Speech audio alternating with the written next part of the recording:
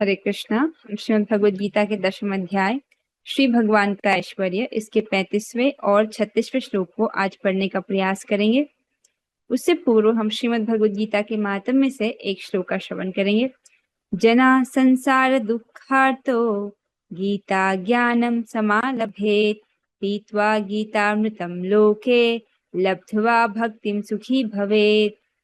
जब इस मृत्यु लोक में पीड़ित व्यक्ति श्रीमद् भगवद गीता का ज्ञान लाभ करते हैं एवं उसके अमृत का पान करते हैं तो वे परम भगवान की भक्ति में आश्रय लेते हैं एवं वस्तुतः सुखी हो जाते हैं। आप जान रहे हो भगवान ने इस जगत का वर्णन किस प्रकार से किया है। दुःखालयम अशाश्वतम, ये जगत दुख का घर है। तो इस मृत्यु लोक में जो लोग इस प्रकार से दुखी हैं, पीड़ित हैं, यदि वो भगवद गीता के ज्ञान का लाभ प्राप्त करते हैं, भगवद गीता का श्रवण करते हैं, उसके अमृत का पान करते हैं, तो वो भगवान की भक्ति का आश्रय लेते हैं और इस प्रकार से वो सुखी हो जाते हैं। भगवान ने चतुश्लोकी भगवद गीता में भी वर्णन किया था, जो उनके भक्त हैं वो उनके विषय में निरंतर कथा करते हैं, उनके विषय में उनकी कथा को श्रवण करते हैं। इस प्रकार से तुष्यन्ति च रमन्ति च, वो इन कथाओं से, इन चर्चाओं से तुष्ट होते हैं, उनको संतोष की प्राप्ति होती है और वे सुखी रहते हैं। तो इस दुखालय में भी सुखी रहने का क्या लाभ, किस प्रकार से इस दुखालय में व्यक्ति सुखी रह सकता है? भगवान की भक्ति करके, भगवान के भक्तों की संगति में कथा श्रवण करके। अपना परम भाग्य मानना चाहिए कि हमको भगवान की सुंदर व्यवस्था से चतुर्मास के महीने में श्रीमद् भगवद गीता पढ़ने का अवसर प्राप्त हो रहा है। आइए हम आज के श्लोक की ओर बढ़ेंगे। श्लोक संख्या 35। ठीक है, माधुरी माता जी आपसे शुरू करते हैं। बृहत्साम तथा सामनाम बृहत्साम तथा सामनाम गायत्री छंदसामहम गायत्री छंदसामहम आसानां मार्गशीर्षोऽहम्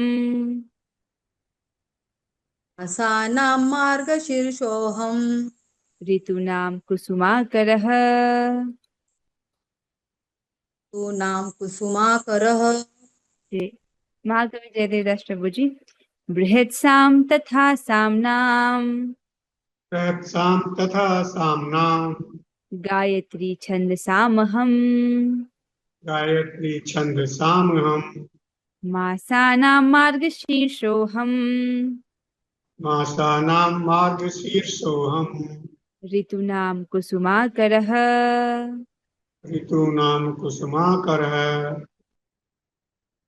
तो श्री भगवान बता रहे हैं कि वे कहते हैं मैं सामवेद के गीतों में बृहत साम हूँ।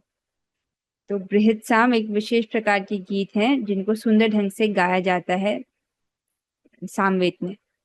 और छंदों में गायत्री हूँ, समस्त महीनों में मार्गशीर्ष अर्थात अगहन हूँ। ये नवंबर दिसंबर के महीने को कहते हैं, नवंबर दिसंबर के बीच में। तथा समस्त ऋतुओं में फूल खिलने वाली वसंत ऋतु हूँ। तो मार्गशीर्ष महीना कौन सा होता है? ग्रिगोरियन कैलेंडर के अनुसार जो नवंबर दिसंबर के बीच में आता है, लगभग नवंबर दिसंबर, उसको मार्गशीर्ष का महीना कहते हैं। अहम सामनाम, मैं सामवेदों में बृहत साम अर्थात इंद्र स्तुति रूप बृहत साम हूँ। आपने इसको पहले भी श्रवण किया है। भगवान कहते हैं कि मैं वेदों में सामवेद हूँ। सामवेद में विशेष प्रकार के स्तुतियां हैं जिनको सुंदर ढंग से गाया जाता है। उसमें गीत के रूप में है सब। उसमें से बृहत साम जिसमें इंद्र की स्तुति है, उसको सुंदर ढंग से गाया जाता है और उसका समय भी अर्धरात्रि बताया गया है। तो भगवान कहते हैं मैं वो बृहत साम हूँ। छंद साम, छंदों में गायत्री हूँ। मासा नाम मार्गशीर्ष, महीनों में अग्रहायण हूँ। ये भी मार्गशीर्ष महीने का दूसरा नाम है। ऋतु नाम कुसुमाकर, और ऋतुओं में मैं वसंत ऋतु हूँ। तो वसंत ऋतु भी जो है भगवान की विभूति है। बृहत साम तथा सामनाम, सामवेद के गीतों में भगवान बृहत साम है। गायत्री छंद साम हम, छंदों में वे गायत्री हैं। मासा नाम मार्गशीर्षोहम, और महीनों में वे मार्गशीर्ष महीना है। ऋतु नाम कुसुमाकर, और ऋतुओं में मैं कुसुमाकर अर्थात जिसमें कुसुम फूल खिलते हैं वो वाली ऋतु। कौन सी ऋतु होती है जिसमें फूल खिलते हैं? वसंत ऋतु। तात्पर्य को देखिए।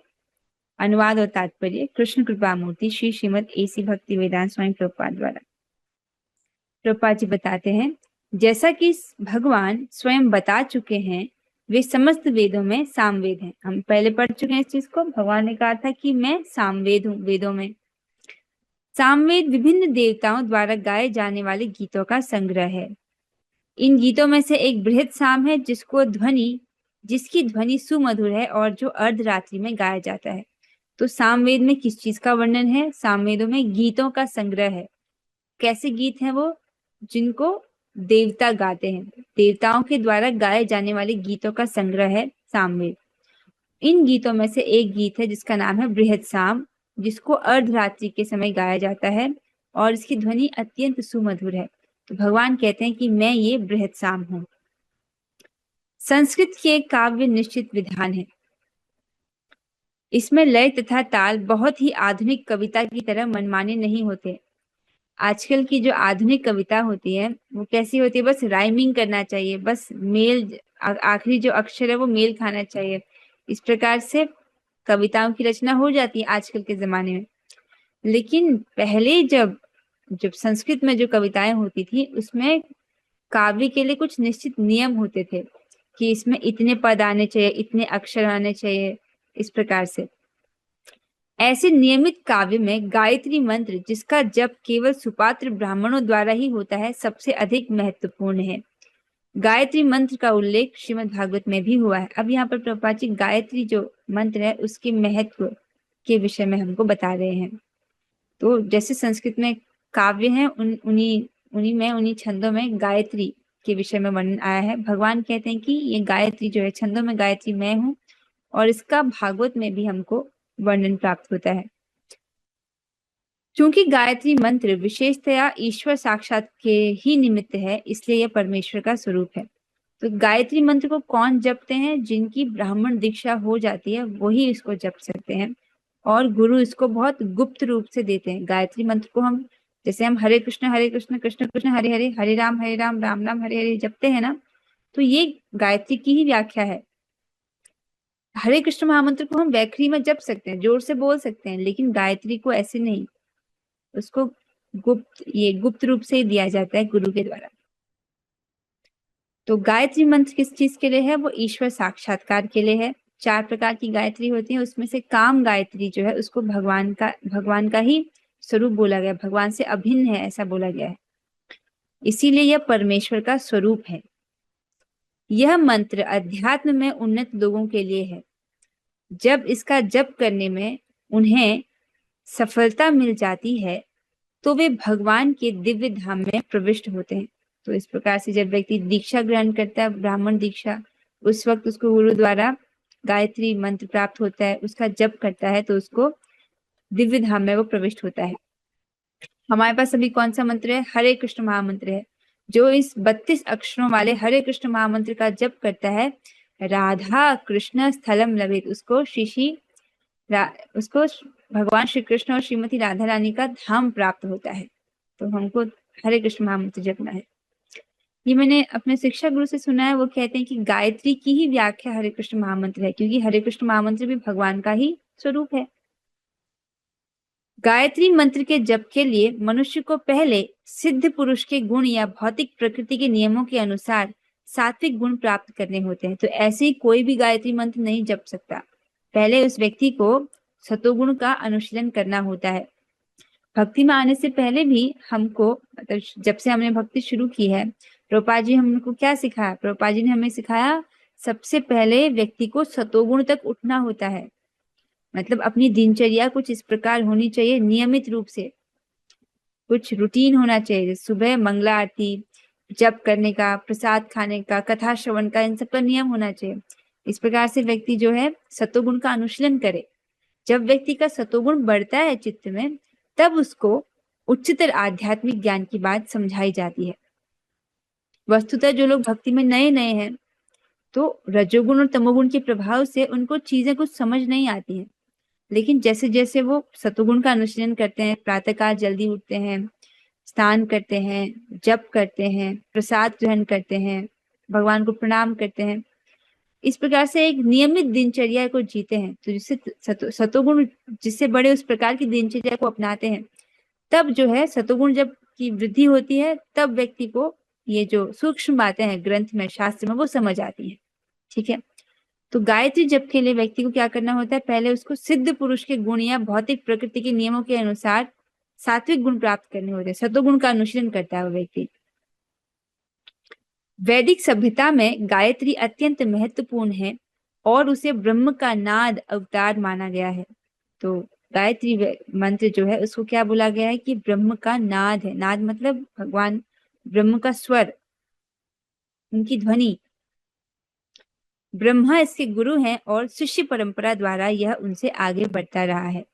तो सबसे पहले भगवान श्री कृष्ण जो है ब्रह्मा जी को ये मंत्र प्रदान करते हैं अपनी मुरली ध्वनि के द्वारा। तो ब्रह्मा जी इसके गुरु हुए और फिर उन्हीं की शिष्य परंपरा में जो है ये उनके द्वारा आगे बढ़ता रहता है। तो गुरु परंपरा में ही ये गायत्री मंत्र प्राप्त होता है। तो यहाँ पर हमारे समझने के लिए क्या महत्वपूर्ण बात है कि सतोगुण का अनुशीलन करना बहुत आवश्यक है।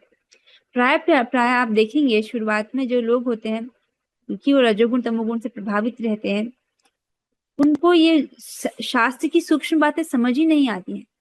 जैसे हम अभी भगवत गीता पढ़ रहे हैं, आपको बड़ी सहजता से बात समझ आ रही कि भगवान जो जो कह रहे हैं, आपको लग रहा हुआ ये बहुत आसान है। लेकिन आप किसी व्यक्ति को बताइए जो सतोगुण का अनुशीलन नहीं कर रहा है, तब आपको समझ आएगा कि उसको एक बात भी नहीं समझ आ रही है। क्योंकि आप सतोगुण का अनुशीलन कर रहे हो, इसीलिए आपको बातें समझ आ रही हैं। आगे प्रभुपाद जी वर्णन कर रहे हैं, मासों में अगहन अर्थात मार्गशीर्ष मास सर्वोत्तम माना जाता है, क्योंकि भारत में इस मास में खेतों से अन्न एकत्र किया जाता है और लोग अत्यंत प्रसन्न रहते हैं।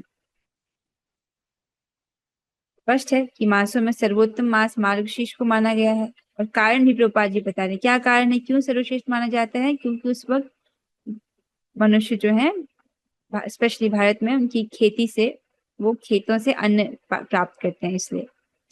निस्संदेह वसंत ऋतु ऐसी ऋतु है जिसका विश्व भर में सम्मान होता है। अब दूसरा पॉइंट है ये, मार्गशीर्ष मास के पॉइंट समाप्त होता है।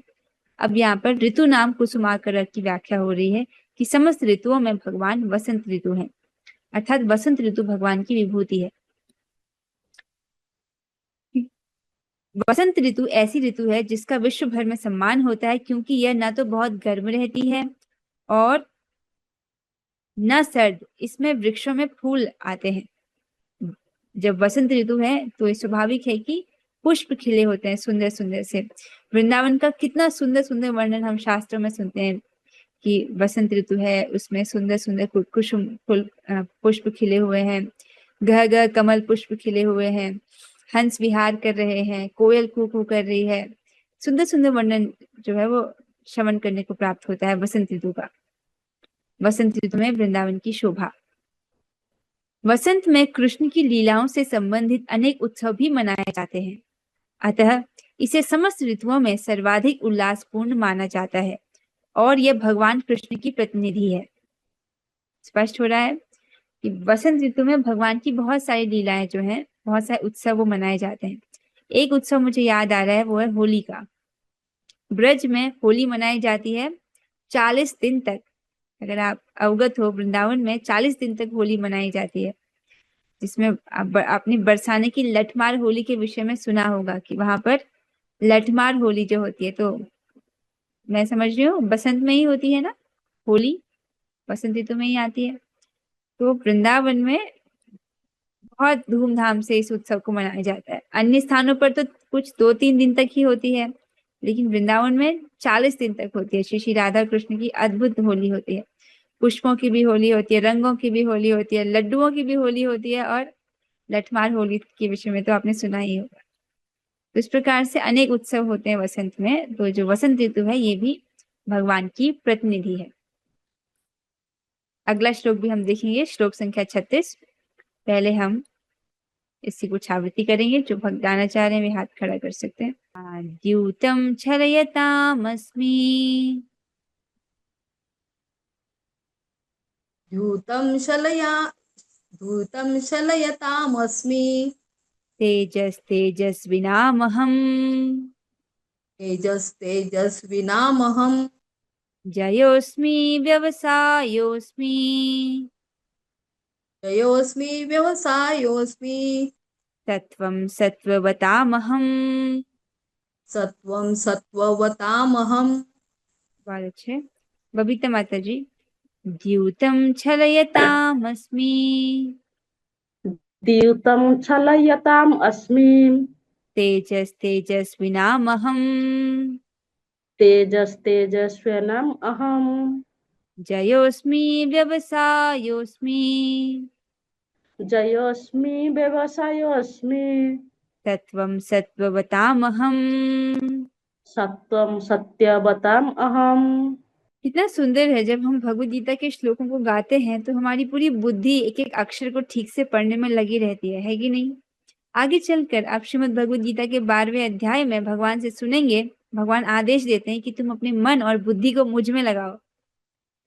और कल आपने क्या सुना था कि भगवद गीता के एक एक अक्षर से भगवान का ही स्वरूप प्रकट होता है। तो अर्थात एक एक अक्षर को हम पढ़ रहे हैं, अपनी बुद्धि लगा रहे हैं, तो हम भगवान में ही मन और बुद्धि को लगा रहे हैं। इस प्रकार से हम भगवान की आज्ञा का पालन कर रहे हैं।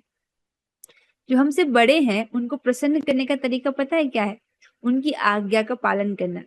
तो भगवान इससे बहुत प्रसन्न होते हैं कि कोई जो है उनकी भगवद गीता को पढ़ रहा है। ये भगवान को बहुत संतुष्ट करता है। आइए आगे हम भावार्थ को पढ़ेंगे। भगवान कह रहे हैं, मैं छलियों में जुआ हूँ और तेजस्वियों में तेज हूँ। मैं विजय हूँ, साहस हूँ और बलवानों का बल हूँ। इस प्रकार से भगवान वर्णन कर रहे हैं।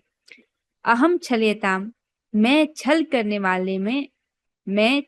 वालों में द्यूतम, जुआ हूँ। तो जो जुआ है वो भी भगवान की प्रतिनिधि है।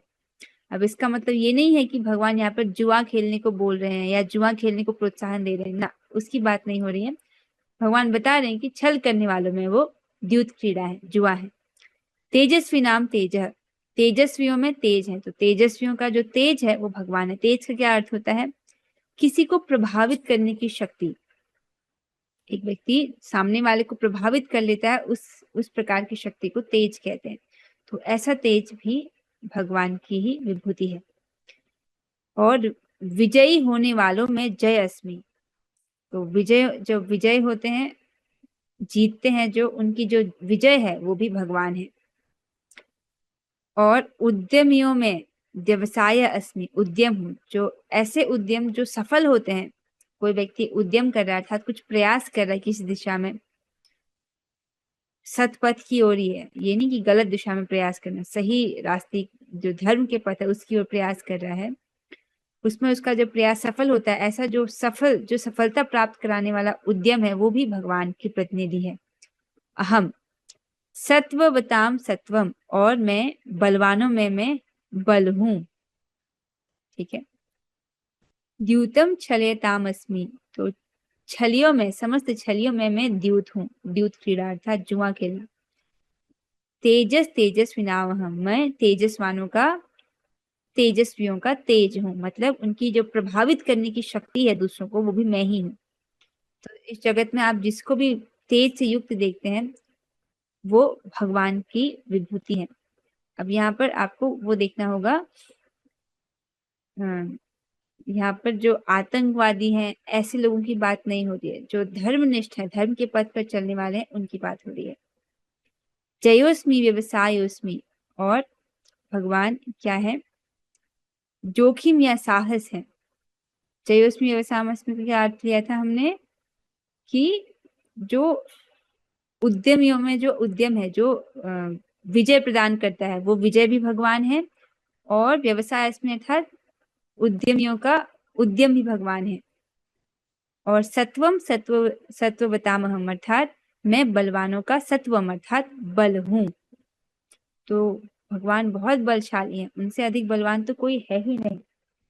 जैसे कोई अगर 100 किलो वजन उठा देता है तो बलवान है, लेकिन भगवान कितने बलशाली हैं। देखिए पूरे पहाड़, गोवर्धन पर्वत को ही उठा लेते हैं वो अपनी अपनी छोटी सी उंगली में। तो भगवान बहुत बलवान है। और गोवर्धन को उठा लेना उनके लिए कोई बड़ी बात नहीं है। वो तो लीला कर रहे हैं। भगवान तो अनंत अनंत ब्रह्मांडों को धारण किए हुए हैं, उनको प्रकट करते हैं अपने श्वास से ही। तो भगवान जो है उनसे अधिक बलवान और कोई है ही नहीं। आइए तात्पर्य की ओर बढ़ेंगे। प्रभुपाद जी बता रहे हैं तात्पर्य में, ब्रह्मांड में अनेक प्रकार के छलियां हैं। समस्त छल कपट में द्यूत क्रीड़ा सर्वोपरि है और यह कृष्ण का प्रतीक है। परमेश्वर के रूप में कृष्ण किसी भी सामान्य पुरुष की अपेक्षा अधिक कपटी हो सकते हैं।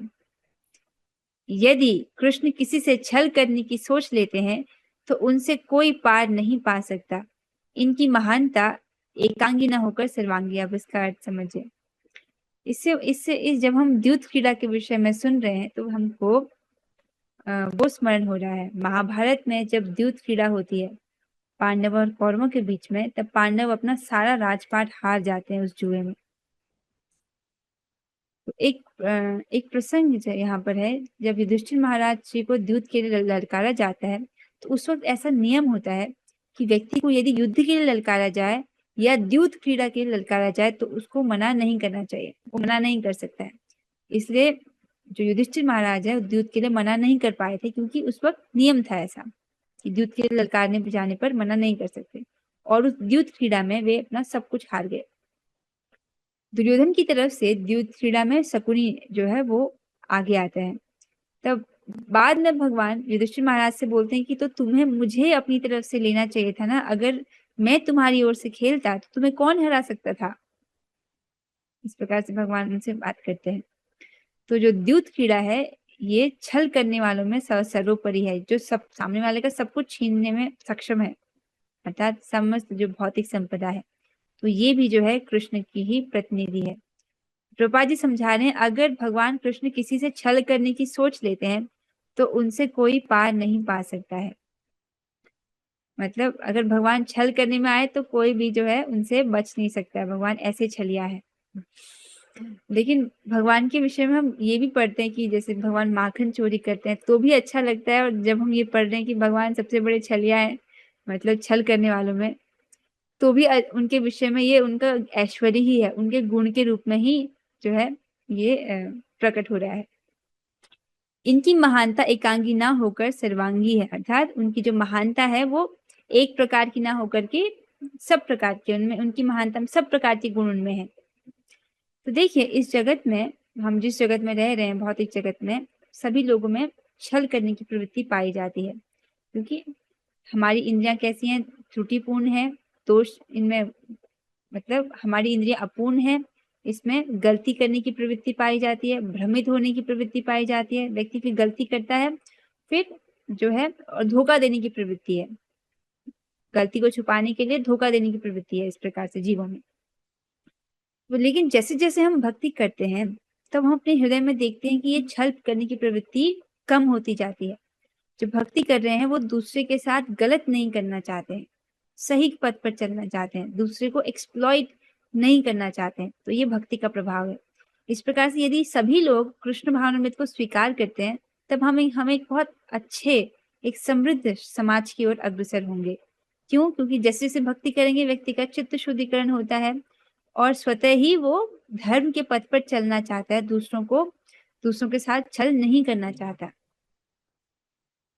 आगे चलेंगे।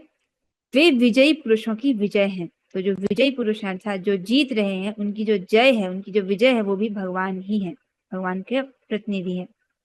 तेजस्वियों का तेज है, वो शक्ति जिसके द्वारा दूसरों को प्रभावित की जा सकती है, इस प्रकार का तेज भी भगवान है। साहसी तथा कर्मठों में वे सर्वाधिक साहसी और कर्मठ हैं। समझ आ रहा है? अर्थात जो लोग साहसी हैं, कर्मठी हैं, कोई उद्यम कर रहे हैं, कुछ प्रयास कर रहे हैं, उस दिशा में साहस और जो उद्यम है, वो जो प्रयास है, वो भी भगवान है। तो भगवान जो है साहसी तथा कर्मठों में सर्वाधिक साहसी और कर्मठ हैं। वे बलवानों में सर्वाधिक बलवान हैं। ये तो स्पष्ट है ही। भगवान के 6 ऐश्वर्यों में से एक ऐश्वर्य क्या है कि उनके पास सारा बल है, तो बहुत बलवान है भगवान। जब कृष्ण इस धराधाम में विद्यमान थे तो कोई भी उन्हें बल में हरा नहीं सकता था। यहाँ तक कि अपने बाल्यकाल में उन्होंने गोवर्धन उठा लिया था। उन्हें न तो कोई छल में हरा सकता है, न तेज में, न विजय में, न साहस में तथा बल में। तो भगवान है, उनको कोई कैसे हरा सकता है? हाँ, एक चीज में उनको हराया जा सकता है, वो है प्रेम। प्रेम अपने भक्त के द्वारा भगवान वशीभूत हो जाते हैं प्रेम में। तो भगवान जो है क्या है, अत्यधिक बलवान है, सबसे बलवान है, उनको कोई भी बल में नहीं हरा सकता है। ना तो तेज में, अत्यंत तेजस्वी है भगवान। भगवान की जो भगवत गीता में जो श्लोक पढ़ रहे हैं, ये उनकी तेज युक्त वाणी है, क्योंकि इससे हम प्रभावित हो रहे हैं। आप देख रहे हैं जैसे जैसे हम श्लोकों को पढ़ते हैं, इसका तुरंत प्रभाव होता है हमारे चित्त पर। तो ना कोई भगवान को छल में हरा सकता है। जब छल करने की बात आई तो भगवान सबसे बड़े छलिया हैं, तेजस्वियों में सबसे बड़े तेजस्वी हैं। और ना उनको विजय में हराया जा सकता है, ना साहस में और ना बल में। साहस को आप कैसे देखेंगे? जब वो नर लीला करते हैं, बड़े बड़े असुर, अरिष्टासुर, केशी, बड़े बड़े जो दानव हैं, असुर हैं, उनका भगवान अपनी छाती ठोकते हुए उनका जो है वध कर देते हैं और हतारी गतारी उनको जो है मुक्ति प्रदान करते हैं। भगवान श्री कृष्ण का विशेष गुण है कि यदि वो किसी को मारते भी हैं तो भी वो उसका उद्धार ही करते हैं।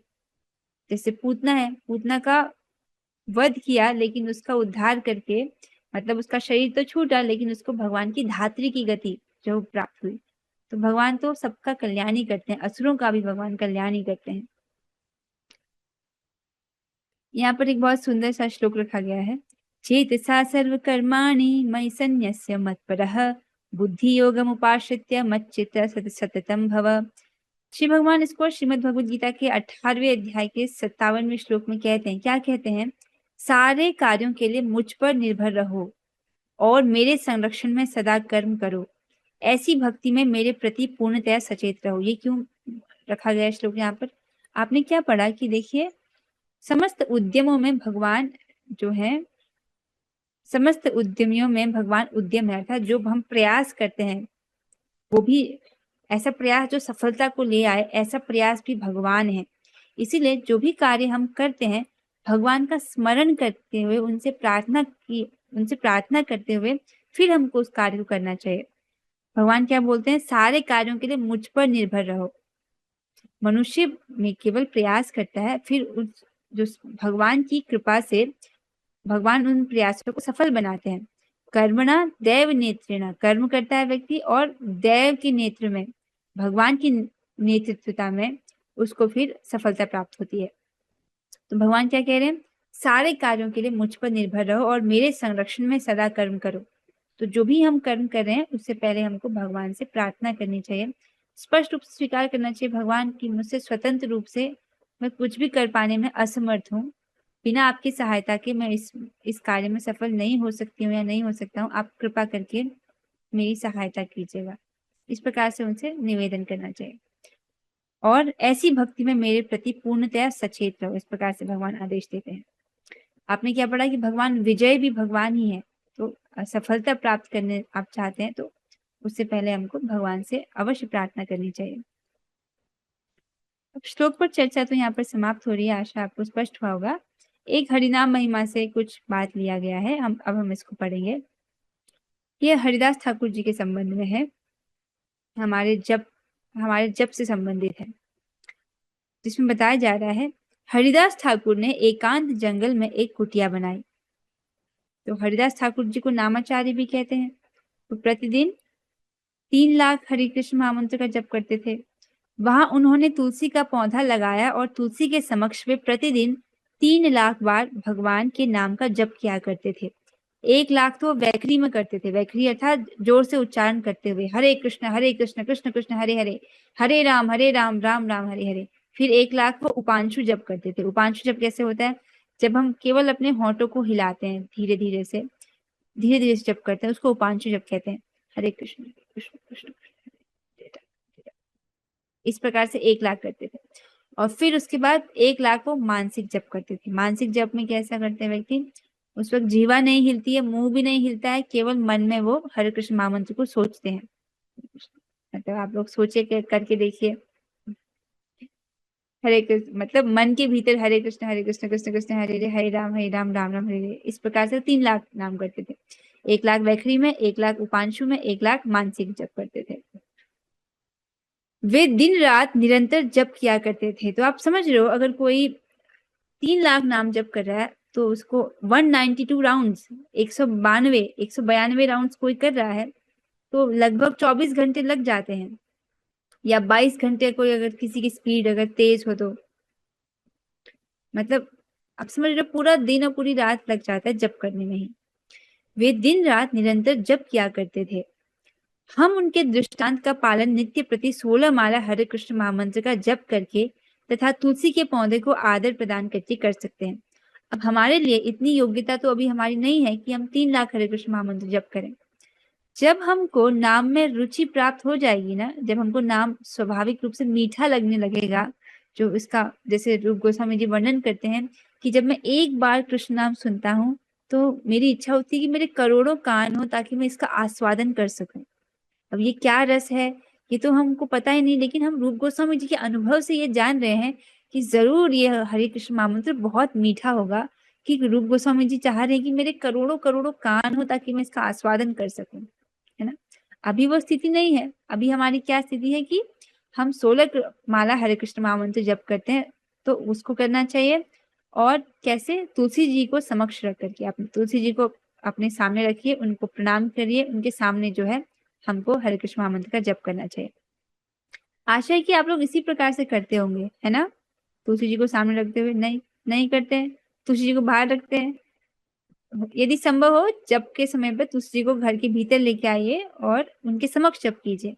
और इसमें भी आपको 1000 गुना अधिक लाभ मिलेगा अगर आप तुलसी जी की रज को अपने माथे में लगाकर करते हो, क्योंकि तुलसी जी भगवान की शुद्ध भक्त हैं और उनकी रज जो है बहुत आसानी से उपलब्ध हो जाती है। आप जड़ के पास से ले लो, उसका टीका लगा लो, तो इससे 1000 गुना और अधिक लाभ मिलता है। कहाँ पढ़ते हैं हम। इस प्रकार से हमको तुलसी जी को आदर करते हुए जप करना चाहिए। और जब आप हरे कृष्ण महामंत्र बोल रहे हो तुलसी जी के समक्ष में, तो भले हमको आस्वादन नहीं हो रहा है, लेकिन तुलसी जी को पूरा पूरा आस्वादन हो रहा है, क्योंकि वो तो पूरी आध्यात्मिक है ना। जो तुलसी जी का पौधा, ये कोई भौतिक वृक्ष नहीं है जो जो जिसको ब्रह्मा जी ने रचित किया हो। ब्रह्मा जी ने वृक्षों की रचना की है, लेकिन तुलसी जी को रचना ब्रह्मा जी ने नहीं की, ये आध्यात्मिक है। तो आपके हरिनाम को तुलसी जी सुनती हैं और उनको बहुत आनंद होता है।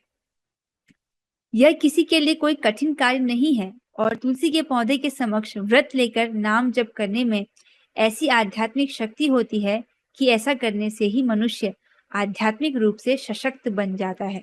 ये बहुत सुंदर है। तुलसी महारानी के समक्ष जब हम बैठकर जप करते हैं तो हमको आध्यात्मिक रूप से शक्ति प्राप्त होती है, जो हमको आध्यात्मिक रूप से और सशक्त बनाता है। आपने क्या पढ़ा था कि शुरुआत में जब भक्त है वो अभी इतना आध्यात्मिक रूप से बलवान नहीं है, तो वो इंद्रिय तृप्ति के प्रहारों से हार जाता है। लेकिन जैसे जैसे वो और भक्ति करता रहता है तो वो आध्यात्मिक रूपी तो वो इस आध्यात्मिक बल से सशक्त होता जाता है। क्यों? क्योंकि नाम जप कर रहा है, कथा श्रवण कर रहा है, प्रसाद पा रहा है, तो नियमित रूप से ऐसा कर रहा है, रोज रोज रोज बिना किसी दिन छोड़े, तो वो स्वाभाविक रूप से और आध्यात्मिक रूप से बलवान होता जाता है। फिर ये जो इंद्रिय तृप्ति के प्रहार है या माया के जो प्रहार है, इनसे वो हारता नहीं है। हाँ, उसको ये स्मरण रखना चाहिए कि वो ऐसा कर पा रहा है, इसमें श्री हरि, गुरु और वैष्णव की कृपा है।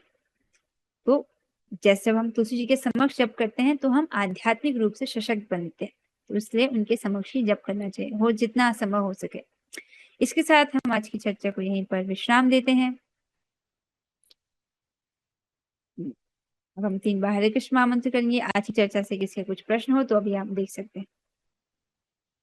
ठीक है, अब हम 3 बार हरे कृष्ण महामंत्र करेंगे। आप लोग अपने माइक को ऑन कर लीजिएगा। अनीता माता जी को कुछ प्रश्न पूछना है? हाँ माता जी, हरे कृष्ण। हाँ जी, पूछिए माता जी। माता जी, आप बता रहे थे कि मतलब पहले द्वित की जुआ के लिए, मतलब द्वित कीड़ा जो है उसके लिए अगर बोला जाता तो नहीं, बोल नहीं सकते थे। पर शास्त्र में तो कहा गया है कि ये नहीं करना है, मतलब जुआ नहीं खेलना है। हाँ, ठीक तो बोल रहे हो आप, जुआ नहीं खेलना है। प्रश्न क्या है? हाँ, नहीं, आपने कहा ना अगर सामने वाला उस चीज के लिए बोलता है तो नहीं बोल नहीं सकते। अच्छा हुआ आपने प्रश्न पूछ लिया। जी, ये ये आज की पूछना बात था। नहीं है, आज से लगभग 5,000 वर्ष पूर्व, जब राजा महाराजों के जमाने में ये नियम था कि कोई युद्ध के लिए ललकारे तो नहीं पीछे मुड़ सकते हैं, और उसी प्रकार से कोई द्यूत के लिए ललकारे तो भी उसको मना नहीं कर सकते। ये तब का नियम था, आज ये नियम नहीं है। अभी तो बिल्कुल नहीं खेलना चाहिए ये जुआ वगैरह। ठीक है, ये हमको पांडवों के शिक्षा से मिलता है, पांडवों के जीवन से हमने यही सीखा कि जुआ नहीं खेलना चाहिए। मतलब बहुत सारी शिक्षाएं और भी देते हैं, लेकिन एक विशेष शिक्षा वही देते हैं कि जुआ नहीं खेलना चाहिए। ठीक है माता जी, अच्छा आपने पूछ लिया। करेंगे। हरे कृष्णा कृष्ण कृष्णा हरे हरे, हरे राम राम राम हरे हरे। हरे कृष्णा कृष्ण कृष्ण हरे हरे, हरे राम राम राम हरे हरे। हरे कृष्णा कृष्ण कृष्ण हरे हरे, हरे राम राम राम हरे हरे। श्रीमद् भगवद गीता की जय, जगत गुरु श्री प्रभुपाद की जय, रामाचार्य श्री हरिदास ठाकुर की जय, श्रीधाम वृंदावन की जय, और गोष्ठ श्री गुरु गोरंगा। हरे कृष्णा। हरे कृष्णा माता जी। सभी के सहयोग के लिए बहुत बहुत धन्यवाद। हरे कृष्णा।